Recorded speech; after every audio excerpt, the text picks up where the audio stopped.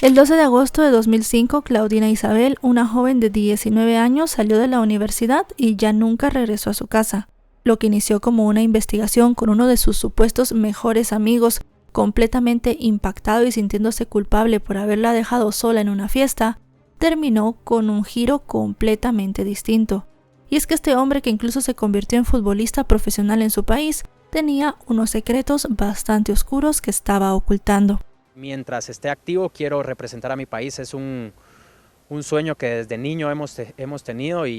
Si quieren saber todo lo que sucedió, quédense conmigo hasta el final del video. Hola a todos, ¿cómo están? Mi nombre es Lesma, espero se encuentren muy bien. Yo, como siempre, muy contenta de poder estar un día más aquí con ustedes, muy agradecida de que me estén viendo donde quiera que se encuentren. Hoy tenemos un caso sucedido en Guatemala, el de Claudina Isabel Velázquez Pais. Acompáñenme a ver todos los detalles.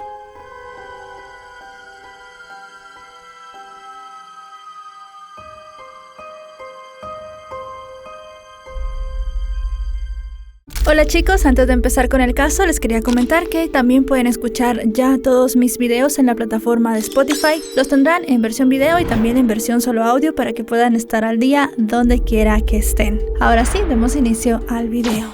Claudina Isabel Velázquez Pais nació el 21 de noviembre de 1985 en Guatemala, siendo la segunda y última hija del matrimonio formado por Jorge Velázquez y Elsa Claudina, quienes ya tenían un varón llamado Pablo Andrés.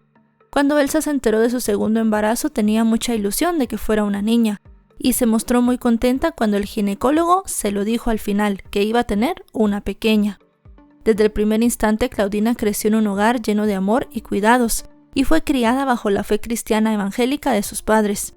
Siempre mostró ser muy destacada en todo lo que emprendía, y en 2004, un año después de graduarse del bachillerato, comenzó la universidad, específicamente en la Facultad de Ciencias Jurídicas y Sociales. Quienes la conocían decían que tenía una sonrisa constante y sincera, y además Claudina tenía un vínculo muy especial con su hermano. Ellos decían que no solo eran hermanos, sino también confidentes. Según sus compañeros, Claudina era extrovertida y amistosa, pero también expresaba su enojo con mucha claridad.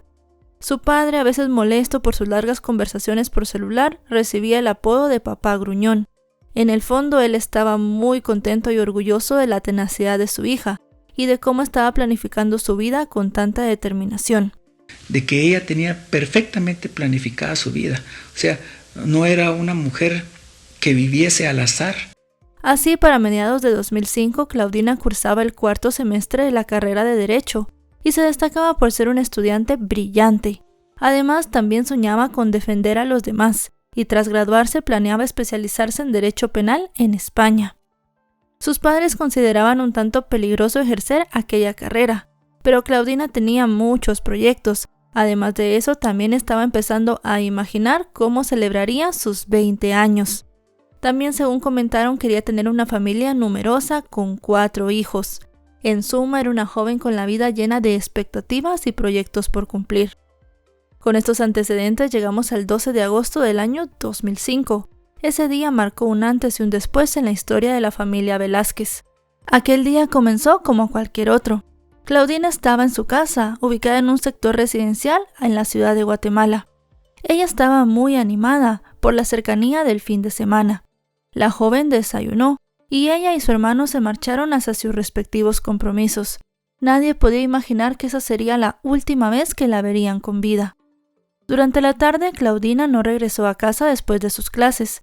Inicialmente, sus padres no se alarmaron, ya que era una joven sociable y muy activa.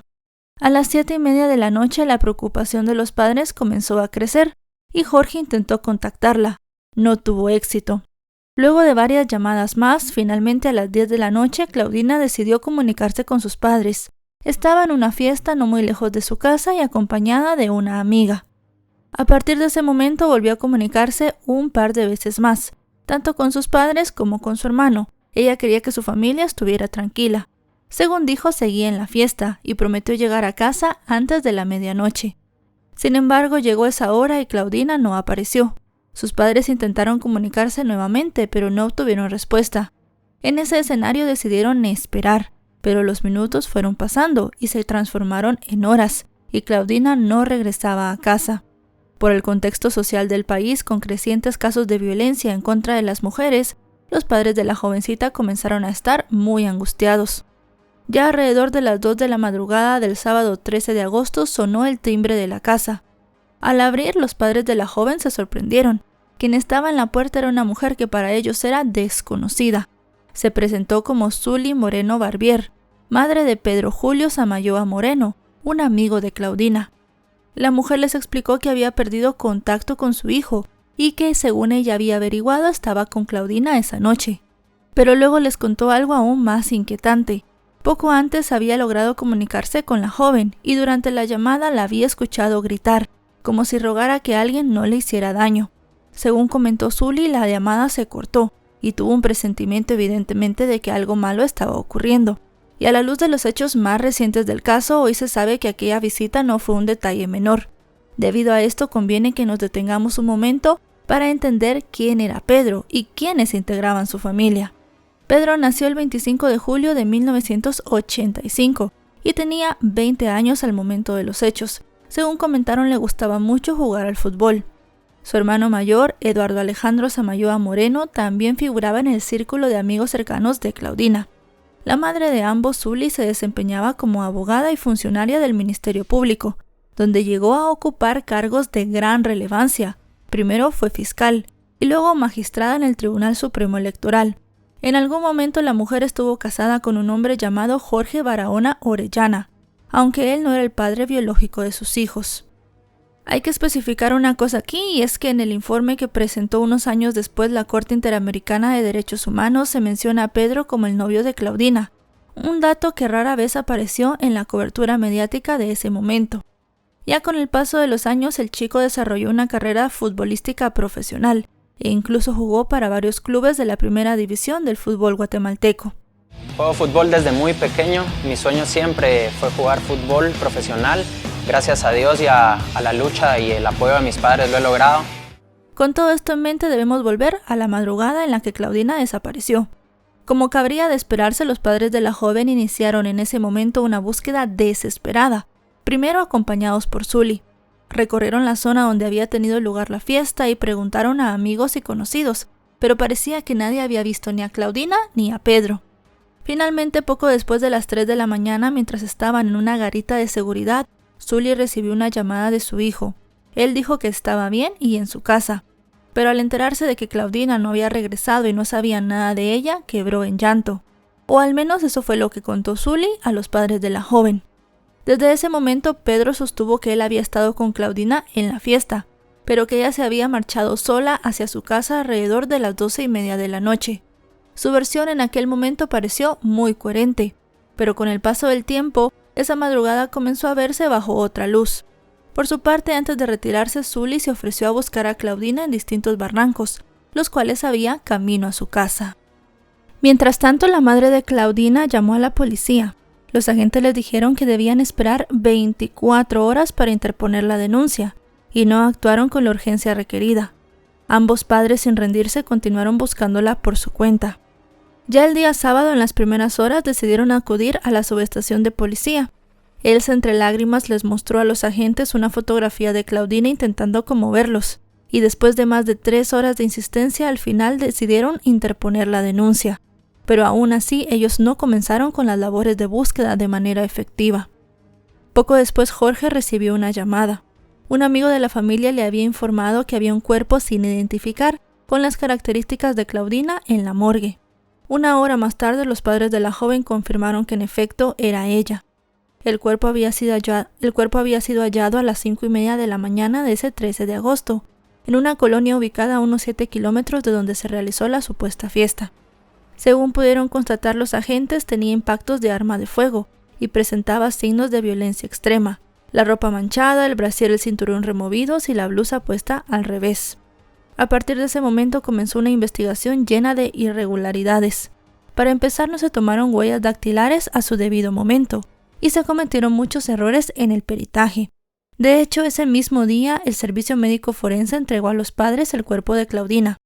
Luego, para sorpresa de los familiares, mientras se llevaba a cabo el velatorio, llegaron al lugar distintos técnicos para tomar algunas impresiones dactilares que dijeron se habían omitido. Los seres queridos de Claudina se opusieron. Después de todo, no era el contexto ni la manera de hacer las cosas. Al final no les quedó más remedio que dejar que los funcionarios hicieran su trabajo. Para colmo, en una ampliación del peritaje se consignó por error que Claudina había fallecido después de la hora en la que se le habían practicado los análisis forenses. Sin embargo, allí surgió un dato revelador. Las autoridades tampoco habían registrado la causa, y había algo que Jorge consideró bastante relevante. Según el relato de un testigo, a las 3 de la mañana se había escuchado una detonación de arma de fuego en el lugar donde había aparecido el cuerpo de Claudina. A partir de ese dato, la familia concluyó que probablemente esa era la hora a la que le habían quitado la vida. Durante las siguientes semanas, la familia solamente recibió silencio, y ya tenían la impresión de que el caso de Claudina se encaminaba a ser uno más sin resolver. Pedro fue interrogado y sostuvo su versión siempre. Se mostró angustiado, culpable, cooperador, e incluso su relato encajaba dentro de lo esperado, y no había motivos para que en ese momento las autoridades dudaran de él. En las investigaciones preliminares se mencionaron posibles sospechosos, pero nada quisiera pensar que la familia de Pedro tuviera algo que ver con lo ocurrido. Sin embargo, se tomaron muestras de ADN tanto de Pedro como de su madre, y se solicitó un allanamiento de la vivienda familiar. El informe de esto no precisa si la diligencia llegó a realizarse o no, pero sí se sabe que se solicitó. Un mes después de que le quitaran la vida a Claudina, el padre de la joven fue citado a rendir su primera declaración. A partir de ese entonces, durante meses acudió al Ministerio Público 2 o 3 veces a la semana, con mucha insistencia de que quería que el caso de su hija se resolviera. Sin embargo, nadie le daba respuestas, nadie le decía si había algún sospechoso o cuáles eran los motivos tras el crimen de su hija. Incluso, según dijeron los padres de Claudina, algunos funcionarios llegaron a cuestionar la conducta de su hija, sugiriendo que su estilo de vida la había puesto en riesgo, algo que los indignó profundamente. El hecho se repitió de nuevo cuando una investigadora los visitó en su domicilio. La funcionaria volvió a poner en entredicho el estilo de vida de Claudina, insinuando que sus decisiones la habían dejado vulnerable ante su atacante. Pero para la familia Velázquez el valor humano de Claudina era incuestionable. Mientras tanto, el caso de la joven se perdía de escritorio en escritorio, y el fiscal a cargo ni siquiera recordaba su nombre. Después de 3 meses y sin avances, el padre de la chica regresó al lugar donde se había hallado su cuerpo, acompañado por su hermano, y decidido a investigar por su cuenta. Juntos recorrieron calles, preguntaron a vecinos e incluso a comerciantes. Querían cualquier cosa, una pista, un rumor o algún sonido, o incluso que supieran de alguna discusión esa noche. Cualquier información era importante para ellos, pero no obtuvieron resultados concretos. Eso sí, hablar con las personas de alrededor dejó claro a Jorge que los investigadores ni siquiera se habían molestado en ir a hacerlo ellos mismos. Parecía que nadie se había interesado en averiguar realmente qué había pasado con Claudina. Antes de seguir avanzando con el caso, tenemos que destacar que a Pedro también se le puso un arraigo, es decir, él no podía salir del país, y en enero de 2006 se le autorizó una salida, y unos meses después el juez ordenó que se levantara por completo el arraigo. Al año siguiente, el Ministerio Público volvió a citarlo para que prestara su colaboración en una diligencia vinculada con el caso. Con el tiempo, esas resoluciones resultarían al menos desconcertantes. Entretanto, el padre de Claudina comprendió que hablar representaba un riesgo demasiado grande en un país donde había muchos criminales en las calles. Fue así como, decepcionado por la inacción de las autoridades, él y su esposa decidieron tomar el asunto en sus propias manos y acudieron a la Corte Interamericana de Derechos Humanos con todas las pruebas que tenían. Esto para denunciar el caso de su hija públicamente, así como las deficiencias en la investigación. Reunir las pruebas. Lo que pude hacer es denunciarlo a la Comisión Interamericana de Derechos Humanos. Ellos ya no guardaban muchas esperanzas, pero 1 año y 8 meses después, el 5 de marzo de 2014, la comisión elevó el caso a la Corte Interamericana de Derechos Humanos. Las irregularidades expuestas en el informe fueron sobrecogedoras, no solo por lo que revelaban, sino por lo que implicaban, una cadena de negligencias que podría haberse evitado y que seguramente habría cambiado el rumbo del caso. El informe estaba muy detallado, se hablaba de la hora del deceso, la posición del cuerpo de Claudina y la distancia desde la cual se había efectuado el impacto que le había quitado la vida. También se hablaba sobre la posible movilización del cuerpo, la ausencia de un registro de heridas y que nunca se conservó la ropa de la joven para hacer investigaciones. Por otra parte, a pesar de que había indicios claros de una posible agresión sexual, No se ordenó un peinado púbico ni se resguardaron correctamente muestras biológicas. Parte de la evidencia también se contaminó, ya que se había volteado el cuerpo de la joven y se habían limpiado algunas manchas. Y algunas prendas que en ese momento no estaban manchadas, terminaron manchadas y con restos de otras sustancias. El informe también subrayó omisiones en la recolección de testimonios. Varios testigos potenciales no fueron entrevistados y en algunos casos sus declaraciones se tomaron meses o años después de los hechos. 2 de estos testigos, según consta, acudieron por su propia cuenta al Ministerio Público hasta 7 veces entre el 2005 y el 2007, pidiendo que les tomaran declaración, pero jamás fueron citados oficialmente. Finalmente, la Corte recogió también las denuncias de la familia sobre el trato despectivo y la revictimización a la que fueron sometidos durante todo el proceso. El Estado de Guatemala ante la comisión también admitió ciertas irregularidades y trató de justificar otras. Finalmente, en 2015, la Corte Interamericana de Derechos Humanos dictó sentencia y declaró al Estado de Guatemala responsable de la violación de derechos a la vida y a la integridad de Claudina. El fallo concluyó que las autoridades actuaron con negligencia, permitieron la alteración de la escena del crimen, rompieron la cadena de custodia de pruebas y omitieron realizar un examen exhaustivo del cuerpo. Como resultado, se instó al Estado a llevar adelante una investigación seria, inmediata e imparcial, para esclarecer e identificar el crimen y sancionar a los responsables. Además, se ordenó reparar a la familia y adoptar medidas estructurales, como reformar los protocolos de investigación, fortalecer la protección hacia las mujeres e impulsar una cultura de respeto y prevención de violencia. Unos años más tarde también surgió una respuesta concreta a la alerta Isabel Claudina, un protocolo de búsqueda inmediata que obliga al Estado a reaccionar sin demora ante la desaparición de cualquier mujer.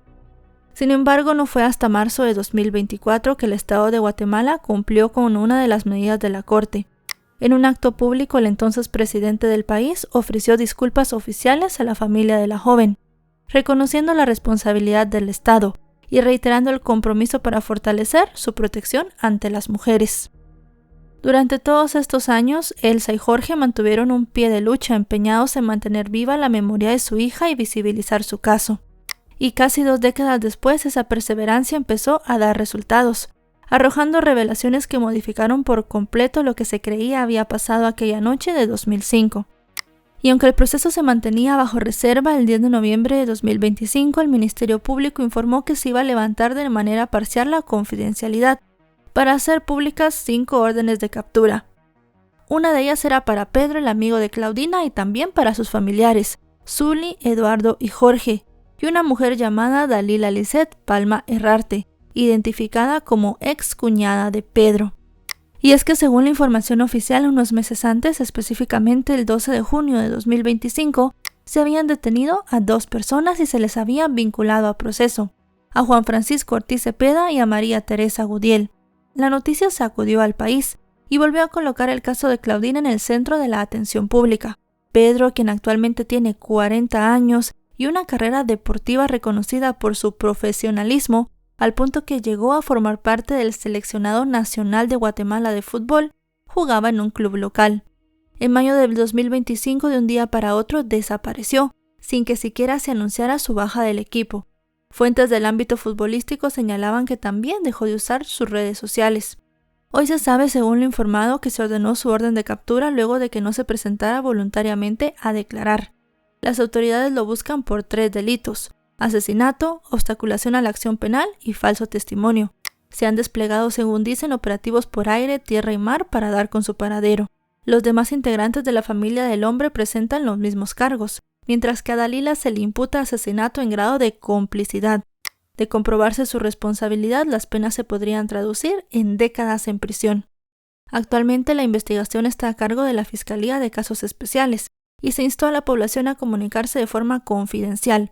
En este momento ustedes van a estar viendo de nuevo en pantalla las fotografías de estas personas. Si están en Guatemala y tienen cualquier información de ellos, o incluso si no están en Guatemala porque no se sabe si ya salieron del país, pueden comunicarse con sus autoridades locales. Y entre tanto, a día de hoy, lo que parecía la reacción de un joven angustiado por haber dejado sola a su amiga hoy tiene otro significado. Pedro actuó ante los padres de Claudina como un amigo triste, pero en realidad él era la persona que le había quitado la vida. Su madre también decidió actuar frente a los padres de la joven como una mujer preocupada, pero las cosas eran completamente diferentes. Ahora que conocen todos los detalles de esta impactante historia, déjenme en los comentarios qué opinan de todo lo que ha sucedido. Y bueno, chicos y chicas, hasta aquí el video de hoy. Un caso muy duro, un caso muy impactante. La verdad que un caso también bastante complicado que ha estado sin resolver en la justicia guatemalteca durante muchos años.